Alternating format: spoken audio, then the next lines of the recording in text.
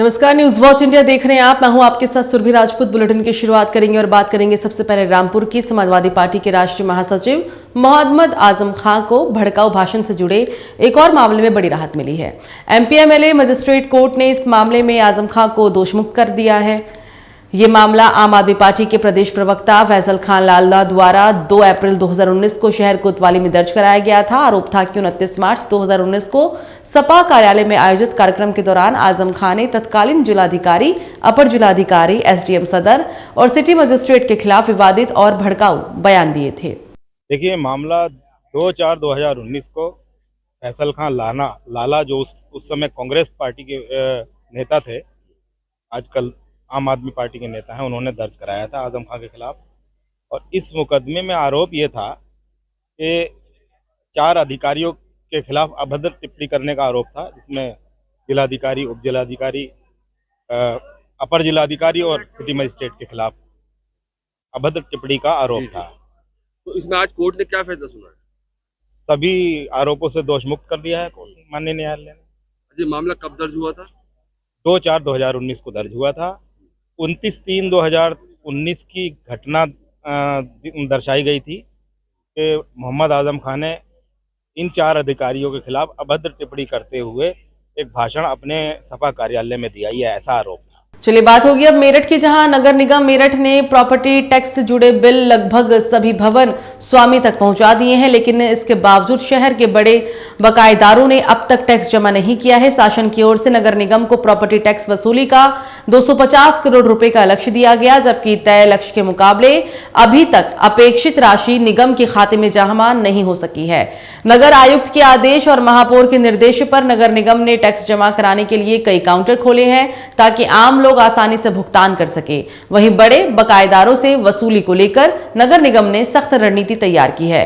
योजना के तहत शहर भर में बड़े बकायेदारों की सूची, होर्डिंग भी लगाए जाएंगे ताकि उन पर सामाजिक और प्रशासनिक दबाव बनाया जा सके। तो समाजवादी पार्टी के सांसद आर.के. चौधरी के एक बयान ने सियासी और धार्मिक हलकों में हलचल मचा दी है। उनके बयान को लेकर संत समाज में भारी आक्रोश देखने को मिल रहा है। सांसद के बयान के बाद साधु संतों ने कड़ी प्रतिक्रिया भी दी है। सपा सांसद आर.के. चौधरी ने बयान में कहा कि शवों के दाह संस्कार और होलिका दहन से भी प्रदूषण फैलता है। उन्होंने ये भी कहा कि यदि जलाने की परंपरा धार्मिक है तो उस पर भी अध्ययन कर रोक लगाने पर विचार किया जाना चाहिए। सांसद का कहना था कि प्रदूषण जलने से फैलता है, चाहे वो मशीनों से हो या फिर अन्य तरीकों से। सांसद ने आगे कहा कि समाज को भावनात्मक लगाव से ऊपर उठकर शिक्षित करने की जरूरत है और होलिका दहन से भी प्रदूषण फैलता है। ये बयान सोशल मीडिया पर तेजी से वायरल हो रहा है। देखिए, सपा के सांसद आर.के. चौधरी जी का एक बयान आया है जिसमें वह पॉल्यूशन के लिए, प्रदूषण के लिए हिंदुओं के त्यौहार होली को और हिंदुओं के सौगाह को जिम्मेदार ठहरा रहे हैं। प्रथम तो उनको मशवरा देना चाहते हैं कि आप अपना धर्म बदल लीजिए, फिर आप विधर्मी होकर अगर यह बात बोलेंगे तो उचित जवाब देना हम सब के लिए ठीक रहेगा। और दूसरा, भारत के समस्त राजनेताओं को चाहिए जो 100 50 गाड़ियों के काफिले से चल रहे हैं, इसको कम करके 1 या 2 गाड़ियों से चलें, क्योंकि गाड़ियां कोई ऐसा तो है नहीं कि इत्र या खुशबू या ऑक्सीजन छोड़ रही हैं, वह भी तो कार्बन डाइऑक्साइड ही छोड़ रही हैं, वो भी तो पॉल्यूशन ही छोड़ रही हैं। जो सांसद ने हमारी शवों के जलाने पर जिस प्रकार का बयान दिया है वो बहुत ही निंदनीय है। हम उसके बयान की निंदा करते हैं और हम यही कहना चाहते हैं कि जब पहले औरंगजेब ने भी शवों के जलाने पर रोक लगा दी थी, होली मनाने पर रोक लगा दी थी, तो औरंगजेब की विचारधारा के लोग आज भी जीवित हैं। ये लोग चाहते हैं कि सनातनी लोग शवों को दफनाएं, लेकिन शवों के दफनाने का काम इस्लाम धर्म में होता है। हमारे सनातन धर्म में तो शवों को गाय के घी के साथ जलाया जाता है, उनका शुद्धिकरण किया जाता है, उनकी आत्मा को एक अच्छा भाव मिले, अच्छा स्थान मिले, उस हिसाब से हमारे यहाँ सनातन धर्म में शवों को जलाया जाता है। और मैं तो ये कहना चाहता हूँ, जो भी हमारे सनातन धर्म के खिलाफ इस प्रकार की बयानबाजी करता है उसको तो पाकिस्तान भेज देना चाहिए। तो बुलंदशहर में बिल्डिंग मटेरियल व्यापारी के घर फर्जी सीबीआई अधिकारी बनकर घुसे थे बदमाश। फिल्म स्पेशल 26 के तर्ज पर खुद को सीबीआई अफसर बताकर वारदात को अंजाम दिया। व्यापारी के घर से करीब 5 लाख रुपए की नकदी और जेवरात लेकर फरार हुए बदमाश। 3 से 4 बताई जा रही थी बदमाशों की संख्या। परिवार के मोबाइल फोन जब्त कर एक कमरे में बंद कर दिया। फिल्मी अंदाज में लूट की सूचना से पुलिस महकमे में हड़कंप मच गया। मौके पर पहुंचे आला अधिकारी, पीड़ित परिवार से लगातार पूछताछ की जा रही है। इलाके में नाकाबंदी कर बदमाशों की तलाश में पुलिस जुटी हुई है। अनूपशहर क्षेत्र के मोहल्ला पोखर की बताई जा रही है ये पूरी वारदात। खबरों में आगे बढ़ेंगे और बात करेंगे देवभूमि की, जहां लालकुआं की धर्म प्रेमी जनता के द्वारा आज श्री राम कथा के आयोजन से पूर्व राधे राधे सेवा समिति के तत्वाधान में भोला मंदिर से प्रारंभ हुई, जो कि लालकुआं के मुख्य मार्गों पर होती हुई भोला मंदिर के निकट समाप्त हुई और उसके बाद श्री रघुनाथ की संगीतमय श्री राम कथा का आयोजन किया गया, जिसमें बड़ी संख्या में क्षेत्र की महिला श्रद्धालुओं ने प्रतिभाग भी किया। राधे राधे सेवा समिति के पदाधिकारियों ने भव्य कलश यात्रा को व्यवस्थित तरीके से संचालित किया है। जैसे कि हमारे राजीव नगर बंगाली कॉलोनी से 25 से कलश यात्रा निकली है, इसमें सभी का सहभाग चला है। सभी का आशीर्वाद से श्री राम के चरणों की धूल से आगे चलते हुए हम श्री राम भक्तों को प्रणाम करते हैं। राधे समिति के द्वारा यहाँ पर भोला मंदिर के सामने श्रीमद् भागवत कथा के पश्चात पिछली बार और इस बार श्री राम कथा का आयोजन किया जा रहा है।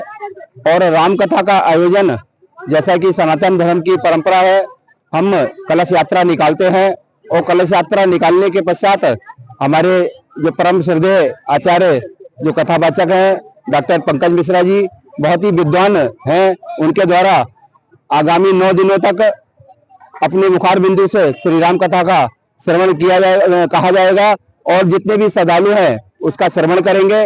और इसके लिए महिला शक्ति की जो राधे राधे समिति की टीम है, हमारे राधे समिति की पूरी टीम पूरे मन योग से लगी हुई है और निश्चित रूप से इस क्षेत्र में का लाभ, इस क्षेत्र को कथा का श्रवण का लाभ मिलेगा।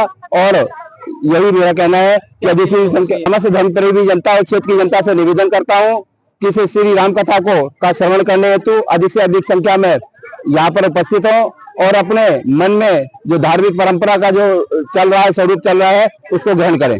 तो साल का आखिरी स्नान पर्व पौष अमावस्या के अवसर पर धर्मनगरी हरिद्वार में आस्था का सैलाब देखने को मिल रहा है। देश के कोने कोने से बड़ी संख्या में श्रद्धालु मां गंगा के पावन तट पर स्नान करने के लिए पहुंचे हैं। हर की पौड़ी सहित सभी प्रमुख घाटों पर तड़के सुबह से ही श्रद्धालुओं की भारी भीड़ उमड़ी थी। गंगा स्नान के बाद श्रद्धालु दीपदान, दान पुण्य और विधि विधान से पूजा पाठ करते हुए नजर आए। हर ओर हर हर गंगे के जयकारों से वातावरण भक्तिमय बना हुआ था। श्रद्धालुओं की भारी भीड़ को देखते हुए प्रशासन ने सुरक्षा और यातायात व्यवस्था के लिए विशेष इंतजाम किए हैं। घाटों पर पुलिस और प्रशासनिक अधिकारी तैनात हैं। वहीं यातायात को सुचारू रखने के लिए डायवर्जन प्लान भी लागू किया गया है। तो हरिद्वार के बहादुराबाद क्षेत्र में प्रशासन ने अतिक्रमण पर बुलडोजर एक्शन लिया है।